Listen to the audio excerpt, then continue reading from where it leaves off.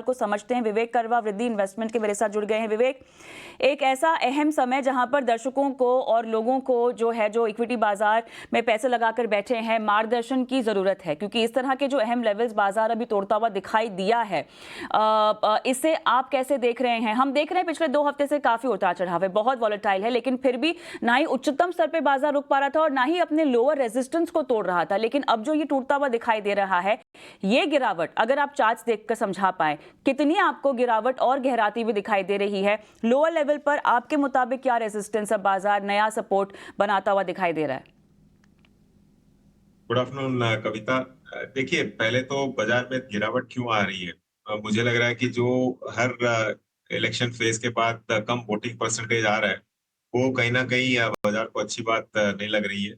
और आगे चल के जैसे जैसे हम लोग जून 4 के तरफ जाएंगे, तो बाजार में क्या होगा कि पोजीशंस लोग लाइट रखना चाहेंगे। अब जून 4 को क्या रिजल्ट आता है, कैसा आता है, सेंटिमेंट हो सकता है, मतलब सरकार यही बने, लेकिन सेंटिमेंटली बाजार दिखता है कि अच्छे खासे नंबर ऑफ सीट्स लेके फिर सरकार बने। तो उसके लिए मुझे लग रहा है कि काफी लोग सावधान होकर रखें और थोड़ा बहुत कैश रखना चाहते हैं जून 4 के पहले। अब यहाँ पे अगर आप प्योर टेक्निकली अगर देखो, तो मुझे लगता है कि पहला सपोर्ट इसको लेना चाहिए बाजार को करीबन 21,940, फिर 21,840, और उसके नीचे है 21,675।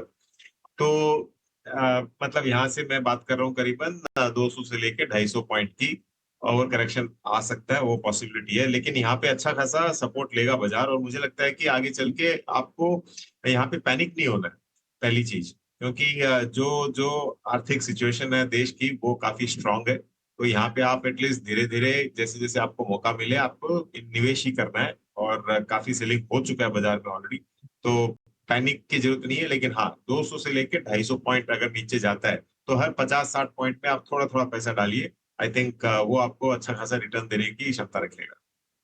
विवेक, देखिए, एक बात तो यहाँ पर साफ है कि जो निवेशक हैं उनके लिए तो इस तरह की बाजार की चाल में कोई टेंशन लेने की जरूरत ही नहीं है। ठीक है, आपने अपना नजरिया थोड़ा सा लंबा रखा हुआ है, इस तरह के उतार चढ़ाव के मौके आते रहते हैं। अनुशासित तरीके से अगर आप पैसे डालते आए हैं, या अगर आपने अच्छी कंपनियों का चुनाव कर रखा है और नजरिया लंबा रखा हुआ है, तो इस तरह की गिरावट का मौका आपको इनफैक्ट उठाना चाहिए। लेकिन जो छोटी अवधि के प्लेयर्स होते हैं विवेक, जो मध्यम अवधि के लोग होते हैं, उनके लिए इस तरह की जो मूवमेंट है बाजार की, वो रातों की नींद उड़ाने वाली है, वो बीपी हाई करने वाली है। आपने बहुत अहम लेवल्स बता दीजिए। पहले आपने बताया 21,940, 21,840 और 21,675, 200-250 अंकों का आपने यहां पर बताया है करेक्शन, और हर 50 से 60 पॉइंट के आसपास अगर आपके पास पैसे हैं तो आप डाल सकते हैं।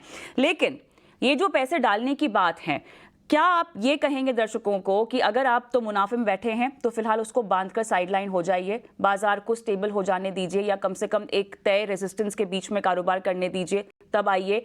या अगर थोड़ा सा रिस्क ले सकते हैं तो स्टॉक्स सही उठाइए, वैल्यूएशंस देखकर उठाइए? क्या कहेंगे? कि जो निफ्टी का लेवल्स बोला है, वो तो जनरली क्या होता है कि इंडेक्स के रूप में है। जो आप इंडेक्स बाइंग सेलिंग करते हैं, मुझे लग रहा है कि वो लोग अगर यहाँ पे अगर बेरिश नजरिया है और शॉर्ट भी जाते हैं, तो आपको करीबन स्टॉप लॉस आपका बनेगा 22,260 के आजू बाजू। तो 22,000, हाँ, 22,260 एक बहुत बड़ा रेसिस्टेंस पॉइंट होगा। तो वो जब ब्रेक करता है, तभी जाके बाजार एकदम रैली आपको दिखाने वाला है, पहली चीज। अब दूसरी चीज है, इस बाजार में भी देखिए, हम लोग जब इंडेक्स की बात करते हैं, तो हम लोग सिर्फ 50 कंपनीज की बात कर रहे हैं। इसमें आपको और सारे के सारे लार्ज कैप कंपनीज है। हम लोग मिड कैप और स्मॉल कैप की तो बात ही नहीं कर रहे।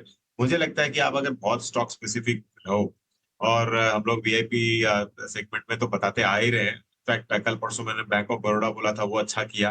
तो आपको अगर स्टॉक स्पेसिफिक रहना है, तो ये बाजार बहुत इंटरेस्टिंग होगा। आपको साइडलाइन नहीं रहना है, और जैसे मैंने कहा, तो जैसे जैसे आपको मौका मिले अच्छी कंपनीज लेने का, आपको यही ऐसे बाजार में ही मौका मिलता है एक्चुअली।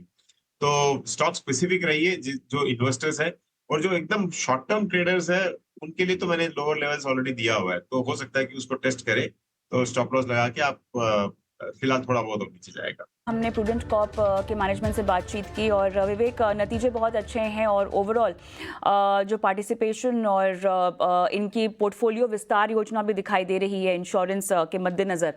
बताएं आपका क्या व्यू बनता है, और इस क्षेत्र में और इस कंपनी में पैसे लगाने हो तो ये चॉइस कैसी होगी निवेशकों के लिए?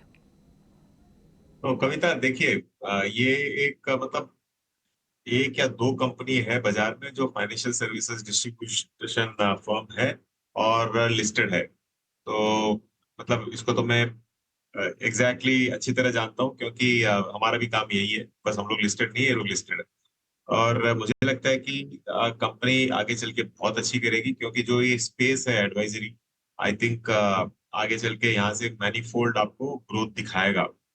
जिस हिसाब से कम सबका एयूएम्स बढ़ रहा है, और ये एक यूनिक बिजनेस है जहाँ पे आप चाहे फ्रेश बिजनेस नहीं करते हो तो भी बाजार आपको करीबन 12 से लेके 15% एयूएम की ग्रोथ हर साल दिखा देता है। तो अगर उदाहरण के लिए कोई अगर 1 करोड़ हैंडल कर रहा है, तो उसका तो मतलब 10 से लेके 15 लाख तो ऐसे ही हर साल एडिशन होती रहेगी। तो बहुत अच्छी कंपनी है लॉन्गर टर्म के लिए, मुझे लग रहा है, और इसको होल्ड करना चाहिए। वैल्यूएशन वाइज हाँ स्ट्रेस दिखता है। अब जब बाजार ऊपर रहता है तो स्ट्रेस वैल्यूएशन आपको मिलेगा ही मिलेगा, और कोई इसका चारा नहीं है। लेकिन हाँ, लॉन्गर टर्म में मुझे लगता है कि ऐसी कंपनीज को आपको होल्ड करना चाहिए जो फाइनेंशियल डिस्ट्रीब्यूशन फर्म्स है, पर्टिकुलरली मैन्युफैक्चरर नहीं है, ये मोर ऑफ डिस्ट्रीब्यूटर है। ऑलराइट, धन्यवाद विवेक, आपने समय निकाला और बाजार की चाल पर अपनी राय रखी और साथ ही कंपनी पर भी दर्शकों को मार्गदर्शन दिया।